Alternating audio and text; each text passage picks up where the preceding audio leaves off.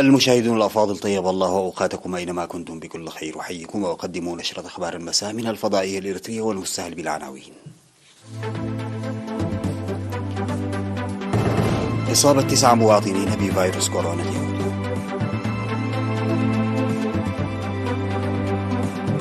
اختتام مهرجان الإريتريين في الدول الإسكندنافية.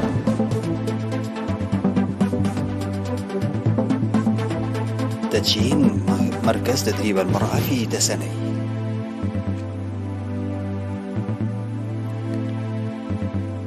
الائتلاف الحاكم في السنغال يعلن فوزه بالانتخابات التشريعية. بوتين يقول إن الولايات المتحدة هي التهديد الرئيسي لروسيا. كوسوفو تؤجل تطبيق قانون لوحات المركبات الصادرة في صربيا.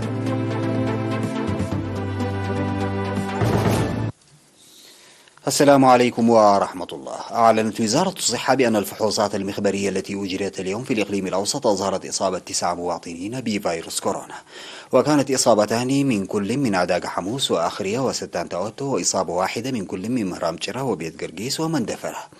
في غضون ذلك شفي 23 مريضا في الإقليم الأوسط. بهذا بلغ عدد المصابين بفيروس كورونا في البلاد حتى الآن 10,054، شفي منهم 9,827 وتوفي 103، فيما يتلقى 124 مريضا الرعاية في المستشفيات. وزارة الصحة الأول من أغسطس 2022.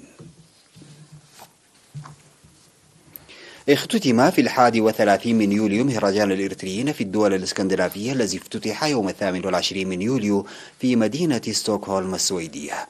شارك في المهرجان ضيوف الشرف حكام الأقاليم الإريترية الستة وعشرات الآلاف من الإريتريين من الدول الإسكندنافية ودول أخرى، وفرقة والت الفنية التي ضمت فنانين شباب. وقال رئيس لجنة تنسيق الاحتفالات في الدول الإسكندنافية السيد ألم تخل قرقيس إن مهرجان أبناء القلب الواحد أخذ تأثيره وبريقه يزداد ويتوسع بفضل المشاركة والمساهمة الإريترية الكبيرة، وإن الازدياد المستمر للمشاركين في المهرجان يعكس ذلك وأصبح دعم انتصار التصدي الإريتري. من جانبها أوضح مسؤول الشؤون الشعبية والجماهيرية في السفارة الإريترية السيد سيراك بهلبي إن مهرجان الإريتريين في دول اسكندنافيا باتباعه مهرجان بولونيا يسهم في تمتين الوحدة وتوريث القيم والتصدي والانتصار، وشكر كافة المساهمين لإنجاحه. واشتمل المهرجان على سيمينارات حول الأوضاع في البلاد وبرامج التنمية ومساهمة المواطنين ومحاضرات وجناح الأطفال وأجنحة الجاليات والمدن وبرنامج الشباب وجناح النضال ومعرض الصور وبرامج فنية موسيقية.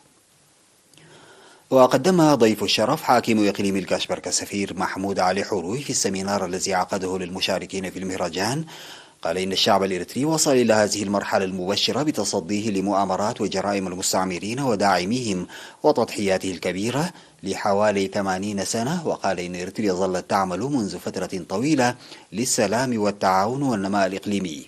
واستنادا على هذه ناشد الإريتريين في الخارج لتقوية وحدتهم وتوسيع تنظيمهم وتدعيم قدراتهم لتوظيفها لمصلحة شعبهم ووطنهم، والعمل المشترك مع الجاليات الأخرى للدفع بأنشطة الدبلوماسية الشعبية. والتقى السفير محمود علي حروي رفقة حكام الأقاليم الإريترية الخمسة مسؤولي تنظيمات الجبهة الشعبية للديمقراطية والعدالة والاتحاد الوطني للمرأة الإريترية وشباب الجبهة الشعبية للديمقراطية والعدالة والجاليات. دشن في 28 من يوليو مركز تدريب المرأة في مدينة تسنيه المشيد بتكلفة بلغت 33 مليون نقفة بتمويل من عضوات الاتحاد الوطني للمرأة الإريترية فرع سويسرا. حضر مراسم التدشين وزيرة العمل والرعاية الاجتماعية السيدة لؤول قبرعاب وقائد القيادة الشمالية الغربية لحرس الحدود العقيد وناس بوزو أملاخ ومسؤولين آخرين وممثلي سكان تسني. وأوضحت رئيسة الاتحاد الوطني للمرأة سيدة تخا تسفا ميكائيل في المناسبة أن الاتحاد الوطني للمرأة يعمل بتقوية التنظيم في الداخل والخارج لتطوير الحياة الاجتماعية والاقتصادية للمرأة، مشيرة إلى تشييد مراكز تدريب المرأة في جميع أقاليم البلاد بمساهمة عضواته، مشيدة بمساهمة فرع الاتحاد في سويسرا. من جانبه أكد المدير العام لقسم الإدارة والمالية في إقليم القاشبركة السيد قبرسلاسي نقاش مساهمة إدارة الإقليم في تحقيق مركز التدريب لأهدافه. وشرحت رئيسة الاتحاد الوطني للمرأة الإريترية فرع السويد السيدة ترحاس تولده الجهود المبذولة لبناء مركز تدريب المرأة في تسني، معربة عن ارتياحهن لاكتمال بناء المركز التدريبي. وأوضحت مسؤول فرع الاتحاد في تسني السيدة مآزة محراي أن عدم وجود مركز التدريب أثر سلبا على أنشطتهن، وشكرت جميع المساهمين لإنجاح العمل. هذا ويضم مركز تدريب المرأة المشيد في مساحة تبلغ حوالي 2500 متر مربع، قاعة للاجتماعات 9500 شخص مع غرف خاصة بها، وقاعة للتدريب و5 مكاتب و10 دورات مياه. أفاد مراسل وكالة الأنباء الإريترية في مديرية حقها امتلاء 18 سدا وحفيرا بفضل موسم الأمطار الجيد. وذكر السكان أن امتلاء السدود والحفائر ساهم في تنمية المياه الجوفية وحصولهم على المياه عن قرب. وأوضح مسؤول مكتب وزارة الزراعة في المديرية السيد إيوب تسفاي أن السدود والحفائر تسهم إلى جانب توفير المياه في الاستقرار البيئي، داعيا للاهتمام بحمايتها من الطمي. وسجل معدل هطول أمطار في حقات بلغ 151 ملم، وشباق 131 ملم، وحشيشاي 96 ملم.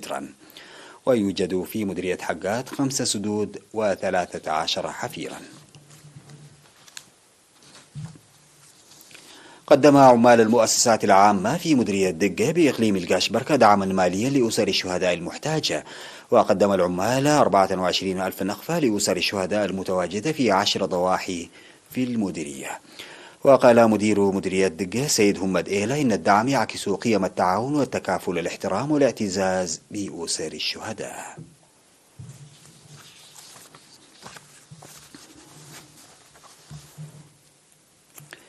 بعد الفاصل سادتي يعود بالأخبار الخارجية.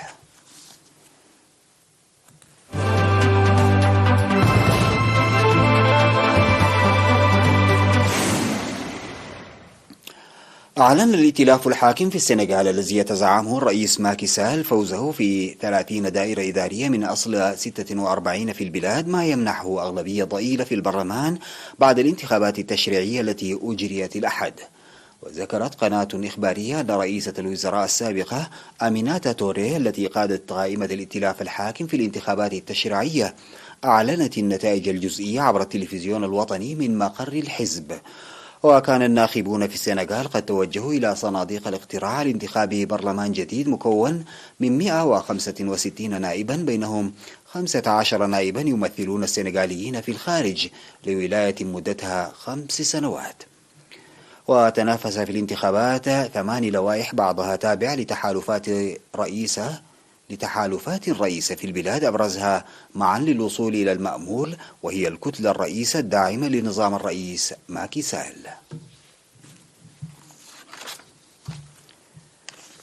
وقع الرئيس الروسي فلاديمير بوتين على مرسوم يقر عقيدة بحرية جديدة تقضي باعتبار الولايات المتحدة الخصم الرئيسي للبلاد، وتحدد طموحات روسيا البحرية بالنسبة لمناطق حيوية مثل القطب الشمالي ومناطق في البحر الأسود. وفي الكلمة التي ألقاها في سان بطرسبورغ بمناسبة يوم الأسطول الحربي الروسي، تعهد بوتين بضم ما وصفها بصواريخ كروز من طراز تسيركون الروسية الفريدة للأسطول، وحذر من أن روسيا لديها القدرة العسكرية على هزيمة أي معتد محتمل. وقال الرئيس الروسي أن صواريخ كروز من طراز سيركون التي تفوق سرعتها سرعة الصوت ستنضم للأسطول البحري الروسي في غضون أشهر قليلة، وستستند مناطق نشرها إلى المصالح الروسية.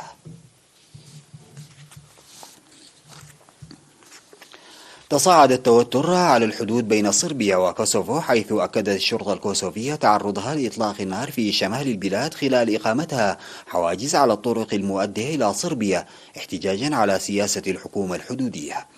وقالت الشرطة في بيان إن الطلقات النارية لم تتسبب في حدوث أي إصابات، وقد تم إغلاق معبرين أمام حركة المرور.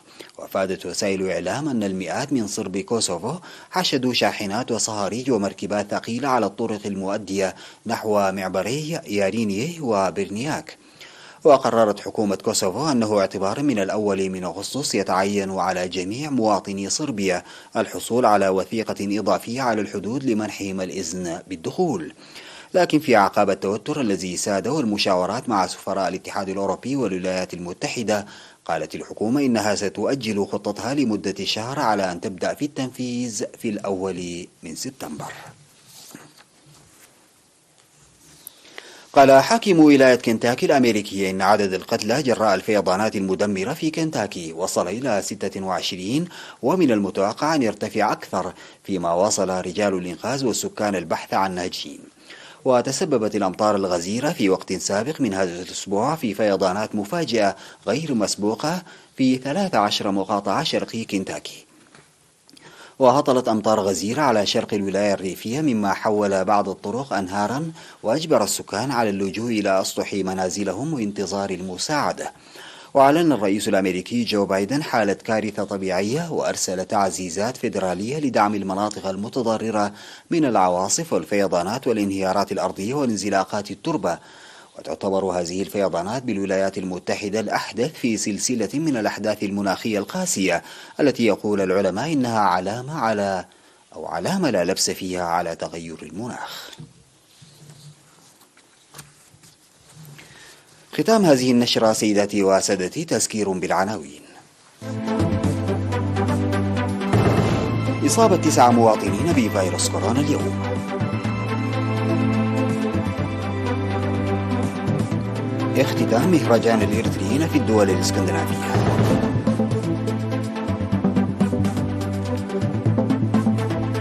تدشين مركز تدريب المرأة في تسري.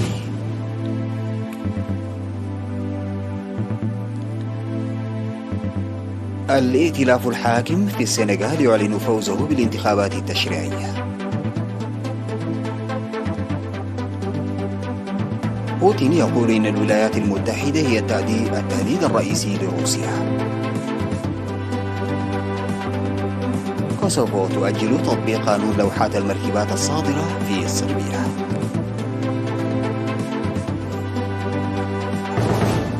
انتهت نشرة أخبار المساء قدمتها لحضراتكم من الفضاء الأمريكية. شكرا.